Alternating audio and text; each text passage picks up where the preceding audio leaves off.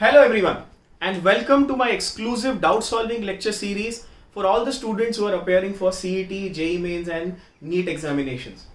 देखिए students, as all of you are well aware, the NCERT textbook is your bible when it comes to competitive examinations, except those students who are appearing only for MHCET, obviously उनके लिए state textbook primary source है. दोनों ही text books में आप सबको मालूम है कि इन टेक्स्ट क्वेश्चंस हैं, अनसॉल्व्ड एग्जांपल्स हैं, ऐसे बहुत सारे जो काफी कॉन्सेप्ट बेस्ड है, यानी कि थोड़ा इन डेप्थ उसमें कॉन्सेप्ट यूज हो रहा है या थोड़े से ऑफ बीट है, ट्विस्ट करके पूछे गए क्वेश्चंस हैं.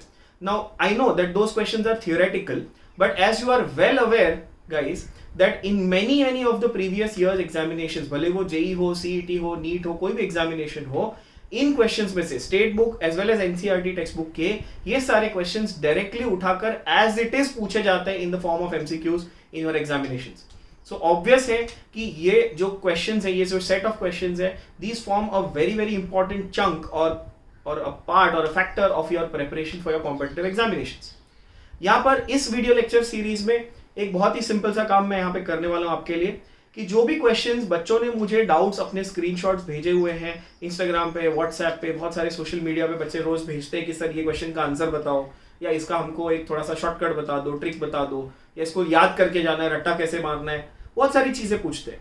तो यहाँ पे मैं क्या करूंगा आपके लिए कि हम वो क्वेश्चन को यहाँ पर इन डेप्थ डिस्कस करेंगे. इंटेंशन ये नहीं है कि सिर्फ आपका उस क्वेश्चन का डाउट सॉल्व हो, यहाँ पर इंटेंशन आपका और हमारा ये रहेगा कि हम उस क्वेश्चन के कॉन्सेप्ट को समझे और उसी कॉन्सेप्ट को लेकर कोई और क्वेश्चन जिस तरह से पूछा जाता है, कोई और क्वेश्चन ट्विस्ट करके पूछा जाता है, तो उसको अप्लाई कहां करना है, that we need to understand students. Okay, so let's not waste any time, जल्दी से हम लोग हमारे क्वेश्चंस की डिस्कशन को शुरू करते हैं.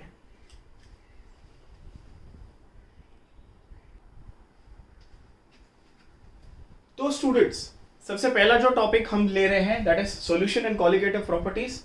We are dealing with intext question number 2.8. काफी अच्छा क्वेश्चन है, page number 47 of your NCERT.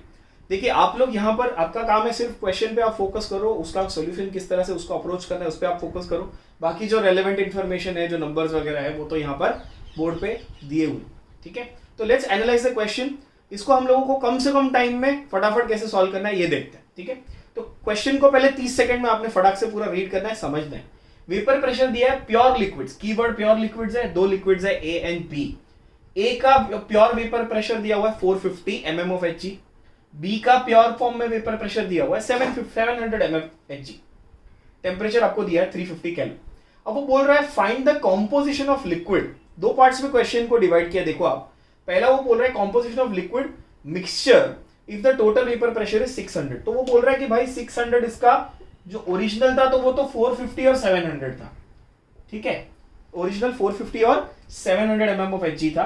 जो फाइनल वेपर प्रेशर बना मिक्सचर बनाने के बाद वो 600 mm Hg था. तो वो बोल रहा है उसका कॉम्पोजिशन ढूंढो. और दूसरा पार्ट है क्वेश्चन का कि कॉम्पोजिशन ऑफ वेपर फेज भी ढूंढो. तो इसमें आपको करना क्या है, पहले ये समझना है. ठीक है, जब आप सॉल्यूशन लिखते हो इसका तो आपको ये समझना है कि कॉम्पोजिशन का मतलब वो आपसे पूछ क्या रहा है. तो ये अपने दिमाग में क्लियर कर लो बच्चों कि कॉम्पोजिशन का मतलब वो आपसे मोल फ्रैक्शन पूछ रहा है. पहले तो ये आपके दिमाग में क्लियर होना चाहिए. ठीक है, दूसरी चीज जो यहाँ पे हमको नोट करनी है कि हमको वैल्यूज फटाफट लिख लेते हैं. क्या क्या दिया हुआ, पी नॉट ऑफ ए दिया हुआ है 450 प्योर. ये नॉट का मतलब क्या, प्योर फॉर्म, यानी कि ये सॉलिड प्योर फॉर्म में था ए का.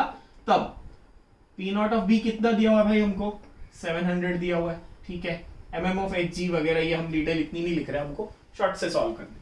ठीक है, अभी राउल्ट्स लॉ आप सबको मालूम है, नहीं पता तो please go back and read the theory from the NCERT.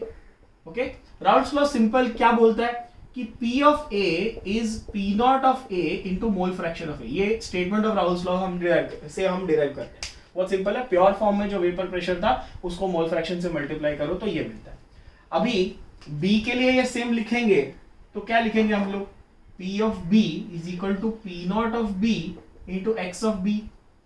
But since x of A plus x of B is always equal to 1, ये हमको पता है ना, mole fraction of two components will always be equal to 1. तो मैं B को, x of B को मैं 1 minus xa लिख सकता हूं. हाँ कि ना, देखो है ना. तो यहां पर मैं B को एक्सचेंज कर दूंगा. ठीक है ना, P of B is P not of B into 1 minus XA, इस तरह से आप लिख सकते हो, ठीक है। अच्छा, उसने हमको बोला कि टोटल वेपर प्रेशर 600, देखो ये कैच है, ये उसको हमको ये हिंट दे रहा है, क्या हिंट दे रहा है हमको देखते हैं। वो बोलता है PT यानी टोटल वेपर प्रेशर, ये तो हमको पता है मिक्सचर का, PB, PA क्या था, ये देखो P not of A into x of A plus PB क्या था, मैं ये वाला लिखूंगा PB, ये और ये दो इक्वेशन को मैं यहां पर रिप्लेस करूंगा, बहुत ही सिंपल हो जाएगा, P not of B into 1 minus XA, ठीक है। क्या P नॉट की वैल्यू मेरे को दी हुई है, देखो ये दोनों value P not of A P not of B मेरे को दिया हुआ है, ठीक है। XA मुझे नहीं पता, तो इस पूरे इक्वेशन से PT मुझे दिया हुआ है, हाँ दिया हुआ है सर, तो यहां पर इस पूरे इक्वेशन में हमको अननोन एक ही मिला ना। All you have to do is ultimately use this information. देखो मैथमेटिक्स का बेसिक लॉ है कि कोई भी इक्वेशन में आपका एक अननोन होना चाहिए, तो आप उसको सॉल्व कर सकते हो, राइट। तो यहाँ पे वो क्या बोल रहा है कि बॉस इसको 600 ले लो, P नॉट ऑफ A क्या था हमारा 450, ये तो मालूम है हमको, into XA plus P not of B क्या था 700 इंटू 1 माइनस XA, ठीक है। तो यहां पे क्या आ जाएगा 600 450 XA प्लस 700 माइनस 700 XA। बात आ रही समझ में, देखो गाइस एक बार, हाँ, so 600 is equal to 450 XA plus 700 minus 700 XA, ठीक है। अब इसको यहां पे कंटिन्यू करेंगे तो ये हो जाएगा 600 आपका इज इक्वल टू 450 माइनस 700, मतलब कितना हुआ माइनस 250 XA हुआ, है ना। मेरी मैथ्स थोड़ी खराब है, अगर गलती कर दूं तो बता देना कमेंट्स में बेटा।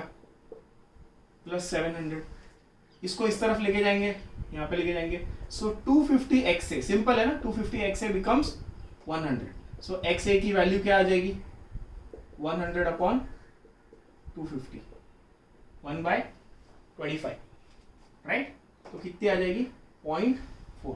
तो आपको ये तो मिल गया कि मोल फ्रैक्शन ऑफ X यानी मोल फ्रैक्शन ऑफ A, XA जो है आपका वो आ गया 0.4, तो XB तो सब लोग बता देंगे 1 माइनस XA हमारा, तो ये आ जाएगा 0.6।